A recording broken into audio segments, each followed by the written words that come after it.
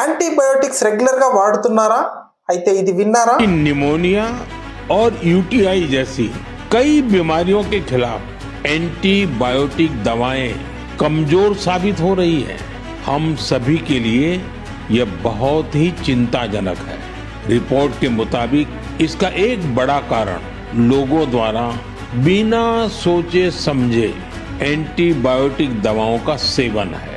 Antibiotic ऐसी दवाएं नहीं हैं जिन्हें यूं ही ले लिया जाए। इनका इस्तेमाल डॉक्टर की सलाह से ही करना चाहिए। చిన్న పిల్లలున్న ఓ అక్కో, ఇది జాగ్రత్తగా విను. డాక్టర్ చదవకపోయినా అంతా తెలుసులే అనుకునే ఓ మేధావి, ఇది నీకోసమే. ఎవరో ఏదో చెప్పారనో, ఒక్కసారి బాగైందనో, ప్రతిసారి డాక్టర్ ప్రిస్క్రిప్షన్ లేకుండా పప్పులు తిన్నంత ఈజీగా యాంటీబయోటిక్స్ వాడుతుంటే జాగ్రత్త, చాలా రకాల హెల్త్ ప్రాబ్లమ్స్ అయ్యే అవకాశం ఉంది. ఇది నేను చెప్తున్నది కాదు, మన ప్రధాని మోదీ గారు రీసెంట్గా జరిగినటువంటి ఐసీఎంఆర్ రిపోర్ట్ని బేస్ చేసుకొని చెప్తున్నది. ఈ వీడియో యాంటీబయోటిక్స్ రెగ్యులర్గా వాడే మీ వాళ్ళకి షేర్ చేయండి.